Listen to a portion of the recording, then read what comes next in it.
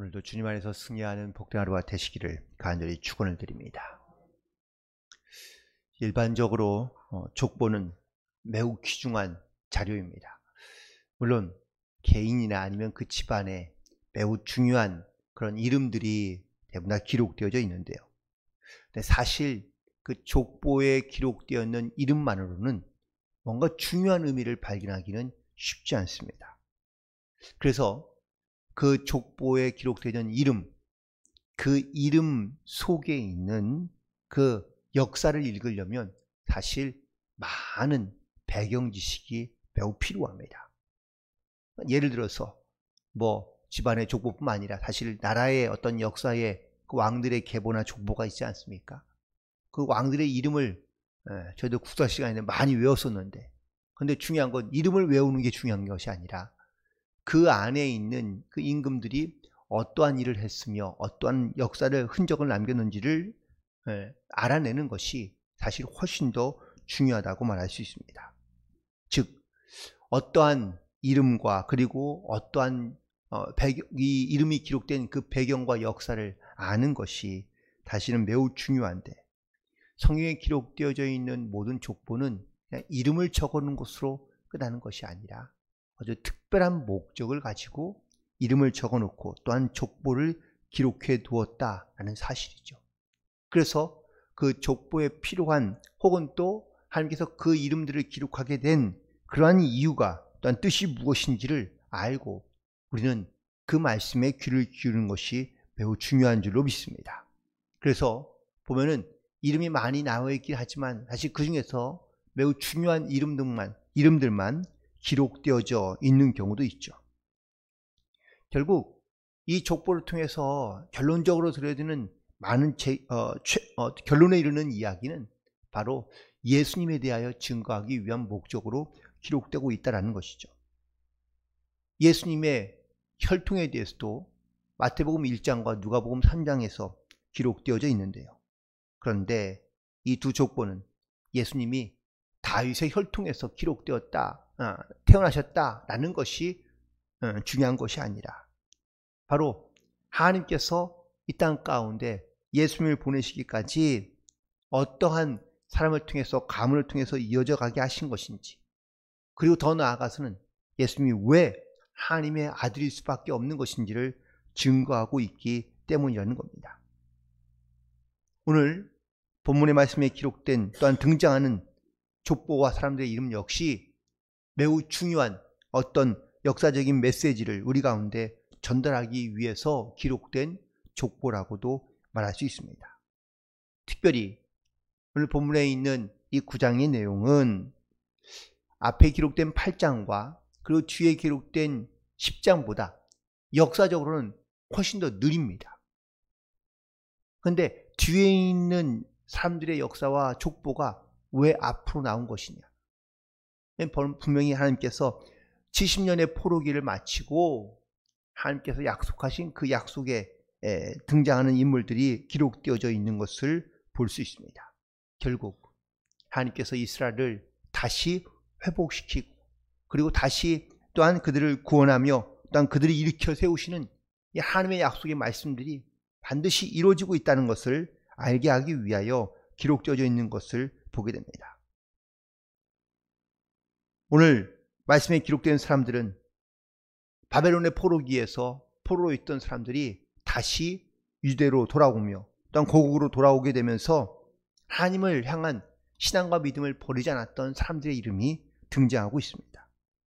그들은 고난 가운데서 하나님께서 그들을 지키시고 보호하시며 또한 이제 다시 고향으로 그리고 본향으로 그들을 돌아오게 하신 그 하나님을 향한 또한 하나님께서 약속하신 그 뜻을 이루시는 그 계획들을 그들은 몸으로 직접 보고 느끼며 깨달은 사람들이라는 것이죠.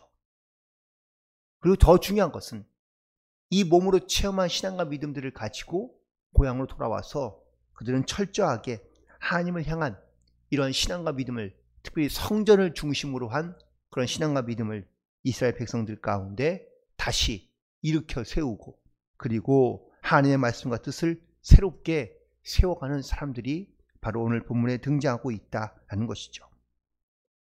오늘 본문에 있는 말씀에 또한 특별히 족보에 나오는 많은 사람들의 이름은 그냥 고향으로 돌아왔다 라는 것이 중요한 것이 아니라 바벨론의 포로기에도 있으면서도 자기들이 해야 할 일이 무엇인지, 자기의 직분이 무엇인지 그 직분에 최선을 다하며, 그리고 그 직분을 소중하게 여기며 그 직분에 순종함으로 나아가고 있는 사람들의 이름이 기록되어져 있는 것을 보게 됩니다.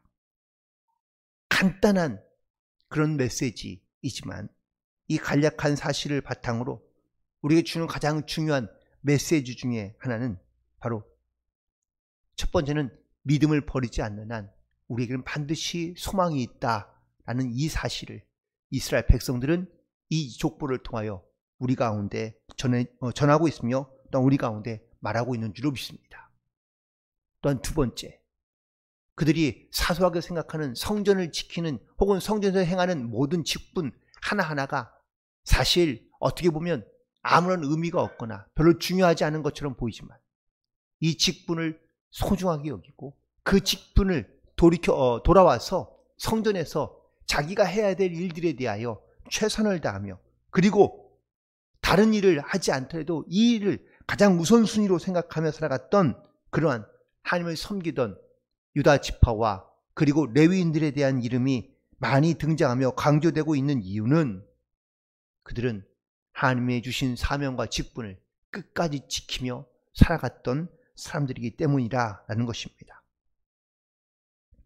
오늘 9장에 있는 족보는 우리가 많은 사람들의 이름을 함께 읽긴 했지만 다윗 왕 이전의 족보가 아닌 바벨론 포로기 70년이 지나고 난 다음에 이스라엘로 돌아온 사람들의 지파의 이름 그리고 사람들의 이름을 기록하고 있습니다.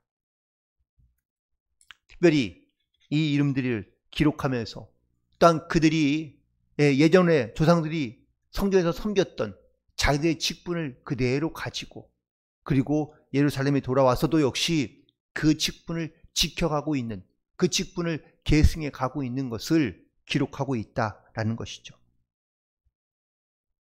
역작 이 말씀에 특별히 이 말씀의 의도는 어떤 일부 지파의 족보를 강조하기 위하면, 즉 다윗의 지파, 다윗의 가문을 강조하기 위한 그런 내용이 아니라 온 이스라엘 전체를 거론하며 12지파의 이야기를 이끌어가면서 지파들의 연합 그리고 다시 돌아온 이스라엘 백성들의 하나됨을 강조하며 말하고 있는 것을 보게 됩니다.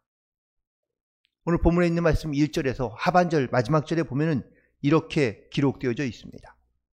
유다가 범죄함으로 말미암아 바벨론으로 사로잡혀 갔더니, 여기서 말하는 유다는 단순히 한 지파를 말하는 것이 아니라 이스라엘 유다 지파 전체를 말하고 있으며 그리고 이스라엘 전체 백성을 의미하고 있는 겁니다.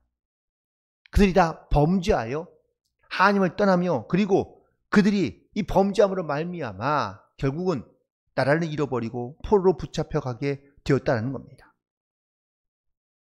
하나님에 대한 자부심을 가지고 살았던, 선민의식이 강했던, 그래서 자기들은 끝까지 남게 될 것이라고 생각했던 이 유다, 남유다도 역시 멸망하게 되고 그리고 신앙심을 잃어버렸던, 완전히 무너졌던 그런 모습으로 말미암아 그들은 바벨론에 끌려갈 수밖에 없었습니다.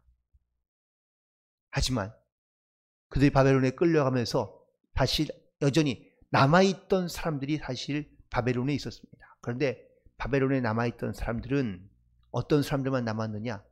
배우지 못한 사람, 하나님을 잘 알지 못하는 사람, 그리고 신앙과 믿음을 완전히 잃어버리며 그리고 또한 하나님에 대한 두려움을 전혀 없던 사람들, 이런 사람들만 주로 예루살렘에 남아 있었고, 그리고 귀족과 제사장들과 그리고 또 좀 배운 사람들은 다 바벨론으로 붙잡혀 포로로 70년간 살아야 했던 겁니다. 예루살렘에 남아있던 많은 사람들은 여전히 성은 예루살렘 성전과 성은 남아있지만 그들은 하나님을 어떻게 섬겨야 되는지 그리고 어떻게 자기의 직분이 뭐며 그 직분을 따라 행하는 일이 무엇인지를 잘 알지 못하는 사람들이 여전히 남아있었다는 것이죠. 에스라를 중심으로 결국은 예루살렘에 돌아왔을 때에 그들 가운데 가장 먼저 했던 일은 바로 성전을 재건하는 일이었습니다. 성전을 재건한다는 것은 단순히 예배 처소를 만드는 것이 중요한 것이 아니라 하나님을 먼저 섬기며 또 하나님 앞에 예배드리는 이 영적인 모습이 먼저 회복되기 위한 가장 중요한 그 예배 처소를 만들고 있다는 것에 포커스가 있다는 것이죠. 70년간 살아야 했던 그들의 모든 삶에 자기들의 어떤 믿음의 습관과 그리고 또한 자기들의 믿음의 자세를 그들은 다 잃어버린 것이 아니라 아니요, 70년 동안 있으면서 그들은 더 철저하게 하나님을 의지하며 하나님을 바라보며 또한 자기 신앙에 대한 그런 잘못된 점들을 그들은 회개하고 그리고 이들에게 가장 필요했던 메시지, 하나님의 심판으로 멸망으로 끝나는 것이 아니라 다시 우리를 회복시킨다 라는 이러한 확신을 가지고 그들 가운데 이런 믿음의 역사들이 나타나게 되는 것을 보게 됩니다. 역대기의 마지막 끝 말씀인 역대기하 36장 21절에 보면 이렇게 이 역대기의 역사를 짤막하게 정리하고 있는데, 토지가 황폐하여 땅이 안식년을 누림같이 안식하여 70년을 지냈으니 여호와께서 예레미야의 입으로 하신 말씀이 이루어졌더라 라고 말씀하고 있습니다. 즉 이스라엘에는 안식년이라는 법이 있지 않습니까? 7년마다 한 번씩 안식년을 갖게 되고 그 7년에 7번째 주기가 되는 그 50년이 되는 해에는 신년이 선포되어서 모든 일이 다 예전처럼 돌아가게 하시는 하나님의 그런 역사들이 기록되어져 있고 또한 그런 율법이 이스라엘 백성들 가운데 풍습으로 있는데 70년이 지나 마치 안식년을 지냄같이 그 70년을 지내게 되었고 그리고 또한 그 땅에 다시 돌아오게 되었다고 말씀하고 있는 겁니다. 결국 하나님께서 이스라엘 백성들을 이 땅 가운데 돌아오게 하시며 또한 그 땅 가운데 돌아오게 하신 또 다른 하나님의 분명한 이유와 목적은 바로 하나님을 향한 예배와 그리고 또한 영적인 습관이 회복되게 하기 위하여 하나님께서 이스라엘 백성들을 바벨론으로 붙잡혀 가 있지만 마치 안식년을 지낸같이 그들 가운데 그 안식년을 통하여 그것도 그 포로기를 통하여 이스라엘 백성들 가운데 신앙과 믿음이 회복되기를 하나님께서는 허락하신 것이고 또 더 나아가서 그때의 성전을 섬기며 성전에서 있었던 그 직분을 지키기 위하여 그 예루살렘에 돌아온 많은 이스라엘 백성들은 자기의 직분에 최선을 다함으로 지킴으로 말미암아 그리고 하나님 앞에 쓰임받는 또한 하나님의 뜻을 이루어갈 수 있는 그런 사명을 잘 감당해 가고 있는 것을 보게 됩니다. 특별히 오늘 본문에 있는 말씀 가운데 반복되고 있는 여러 가지 많은 단어들이 있긴 하지만 가장 포커스를 맞출 단어는 바로 직분이라는 겁니다. 어떤 사람은 어떤 직분이 있고 자기에 맡기는 직분이 다 다릅니다. 그런데 자기의 직분을 하찮게 여기며 혹은 또 자기의 하는 일에 하나님께 맡겨주신 일에 대하여 소홀히 행하는 사람들이 아니라 비록 작은 일이며 혹은 또 미천한 일이지만 자기에 맡기는 직분에 최선을 다하며 그 일에 자기의 모든 삶을 순종함으로 나아가고 있는 그런 직분자들이 등장하고 있습니다. 어떤 사람은 문직입니다. 어떤 사람은 빵을 굽는 일을 하고 있습니다. 어떤 사람은 뭐 사소한 청결하는 일을 할 수도 있습니다. 하지만 그 자기에 맡기는 그 직분을 최선을 다해 지키며 그리고 그 직분을 사모함으로 살아가는 성도들 그리고 또한 이스라엘 백성들의 이름이 기록되어져 있는 이유는 자기에 맡기는 직분을 최선을 다해 섬기며 나에게 주신 이 직분이 얼마나 중요한지를 깨닫고 살아가는 성도로서 우리가 살아가야 한다는 것을 말씀하고 있는 줄로 믿습니다. 하나님께서 이스라엘 백성들을 70년이 지난 후에 다시 그들을 부르십니다. 그들은 성전으로 돌아가 자기가 해야 할 일이 무엇인지를 그는 너무나 잘 깨닫고 그리고 누가 말하지 않고 누가 지시하지 않거나 혹은 또 누가 명령한 것이 아니라 스스로 자기가 지켜왔던 행했던 그 직분들을 그들은 순종함으로 나아갑니다.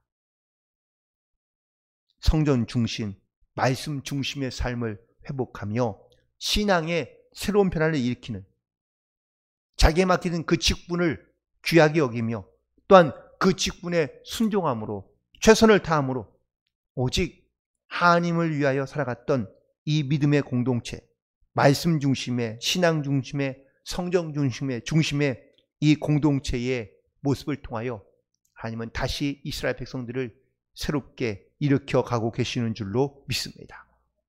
심판이 아닌 회복을 원하시는 하나님, 우리에게 맡겨주신 그 직분을 우리도 잘 지키며, 그리고 내가 있는 자리에서 최선을 다하고 나에게 맡겨주신 그 사명을 끝까지 믿음으로 순종하며 나아갈 수 있는 그러한 저와 여러분이 되기를 주님의 이름으로 간절히 축원을 드립니다. 기도하시겠습니다.